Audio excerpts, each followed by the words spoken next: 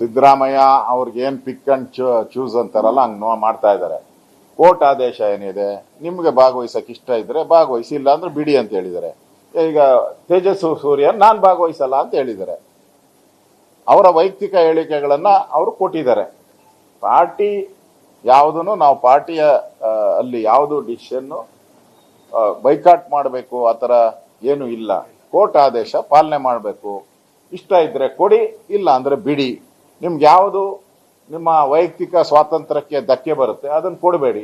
ಈ ಸರ್ಕಾರ ಏನ್ ಮಾಡ್ತಾ ಇದ್ದಾರೆ, ನಿಮ್ಮ ವೈಯಕ್ತಿಕ ದಾಖಲೆಗಳನ್ನ ತೆಗೆದುಕೊಡೋದು, ನಿಮ್ಮ ಇನ್ಕಮ್ ಅನ್ನ ತೆಗೆದುಕೊಳ್ಳೋದು, ನೀವು ಯಾರ ಮೇಲೆ ಹಲ್ಲೆ ಮಾಡಿದ್ದೀರಾ, ಹಲ್ಲೆಗೆ ಒಳಗಾಗಿದ್ದೀರಾ, ಇವೆಲ್ಲವನ್ನ ತೆಗೆದುಕೊಳ್ಳುವಂಥದ್ದು, ನಿಮ್ಮ ಮೇಲೆ ಕೇಸ್ಗಳಿದೆಯಾ, ಇವೆಲ್ಲ ತೆಗೆದುಕೊಂಡು ನಾಳೆ ನಿಮಗೆ ವೈಯಕ್ತಿಕವಾಗಿ ಟಾರ್ಗೆಟ್ ಮಾಡ್ತಾರೆ. ನಿಮ್ಗೇನು ಸರ್ಕಾರದ ಫೆಸಿಲಿಟೀಸ್ ಬರ್ತಾ ಇದೆ, ಆ ಫೆಸಿಲಿಟೀಸ್ ಒಂದೊಂದೇ ಕಟ್ಟಾಗಕ್ಕೆ ಹೋಗ್ತೈತೆ.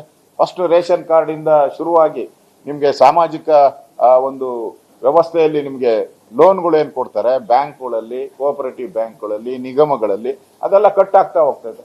ಅದರಿಂದ ನೀವು ಹುಷಾರಾಗಿ, ಯಾಕೆಂದ್ರೆ ಸಿದ್ದರಾಮಯ್ಯ ಏನೋ ದೇಶಕ್ಕೆ ಒಳ್ಳೇದಾಗ್ಲಿ, ರಾಜ್ಯಕ್ಕೆ ಒಳ್ಳೇದಾಗ್ಲಿ ಅಂತ ಸಮೀಕ್ಷೆ ಮಾಡಿದ್ರೆ we are very very welcome ಮಾಡ್ತಾ ಇದ್ದೀರಿ. ನೀವು ಅದಲ್ಲ, ಒಂದೇ ನಿಮಿಷ ಹೇಳ್ಬಿಡ್ತೀನಿ ತಾಳು, ಅದಲ್ಲ ನಿಮ್ಮ ಸಮೀಕ್ಷೆ ಏನು ಅಂತ ಹೇಳಿದ್ರೆ ಜಾತಿ ಹಿಂದೆ ನೀವು ಎಕ್ಸಾಂಪಲ್ ಇದೆಯಲ್ಲ, ವೀರಶೈವ ಲಿಂಗಾಯತ ಅಂತ ಹೊಡೆಯುವಂತ ಪ್ರಯತ್ನ. ನಿಮ್ ಬ್ರ್ಯಾಂಡೇ ಅದು, ಸಿದ್ದರಾಮಯ್ಯನ ಬ್ರ್ಯಾಂಡೇ ಜಾತಿ ಹೊಡೆಯೋ ಬ್ರ್ಯಾಂಡು. ಅದರಿಂದ ಜಾತಿ ಹೊಡೆಯೋ ಬ್ರ್ಯಾಂಡ್ ಇರೋದ್ರಿಂದ ನಿಮ್ಗೆ ಆ ಬ್ರ್ಯಾಂಡಿನ ಸರ್ದಾರ, ನೀವು ಅಂಬಾಸಿಡರ್ ಆಗಿರೋದ್ರಿಂದ ನಿಮ್ಮನ್ನ ಯಾರು ನಂಬ್ತಾ ಇಲ್ಲ. ನಿಮ್ಮ ಉದ್ದೇಶ ಏನಿದೆ ಆ ಉದ್ದೇಶದ ಪ್ರಕಾರ ಇದು ನಿಮ್ಮ ಸಮೀಕ್ಷೆ. ಮತ್ತೆ ಈಗ 15 ದಿನದಲ್ಲಿ ಮಾಡಬೇಕು ಅನ್ನೋದು ಏನೈತೆ? ಯಾರನ್ನ ಜ್ಯೋತಿಷ್ಯ ಪ್ರಳಯ ಆಗೋಗ್ತೈತೆ, ಇನ್ನು 15 ದಿನಕ್ಕೆ ಮುಳುಗೋಗ್ತೈತೆ ಅಂತ ಹೇಳಿದ್ರೆ ಪರವಾಗಿಲ್ಲ. ಇಲ್ಲ ನವೆಂಬರ್ ಅಲ್ಲಿ ಕ್ರಾಂತಿ ಆಗುತ್ತೆ ಅಂತ ಹೇಳ್ತಾ ಇದಾರಲ್ಲ, ಕಾಂಗ್ರೆಸ್ ಅಲ್ಲಿ ಕ್ರಾಂತಿಯಾಗಿ ಮುಖ್ಯಮಂತ್ರಿ ಬಿಟ್ಟು ಹೋಗ್ತಾರೆ, ಅದಾದ್ರೂ ಹೇಳ್ಬೇಕು ನೀವು. ಯಾವ ಪುರುಷಾರ್ಥಕ್ಕೆ 15 ದಿನ? ಅದು ಸಸ್ಪೆಂಡ್ಗಳು ಎಲ್ಲ ಸಸ್ಪೆಂಡ್. ಅವ್ರ ಗೋಲ್ಡ್ ನಾಯಿ ಕಷ್ಟೈತೆ, ನಮ್ದು ಆಪ್ ಹಾಕಿದ್ರೆ ಎಲ್ಲೆಲ್ಲೋ ಓದ್ತೈತೆ, ನಮ್ ಕೇಳೋರು ಯಾರು ಇಲ್ಲ ಅಂತ ಅವ್ರ ಗೋಳು. ಮತ್ತೆ ಯಾರು ಸಮೀಕ್ಷೆಗೆ ಹೋಗ್ತಾ ಇದಾರೋ ಅವ್ರು ಯಾರು ಟ್ರೈನ್ಡ್ ಅಲ್ಲ. ಅವ್ರಿಗೆ ಒಂದು 15 ದಿನ, ಒಂದು ತಿಂಗಳು ಟ್ರೈನಿಂಗ್ ಕೊಡ್ಬೇಕಾಗಿತ್ತು. ಟ್ರೈನಿಂಗೂ ಇಲ್ಲ, ಮಾನಿಟರಿಂಗೂ ಇಲ್ಲ.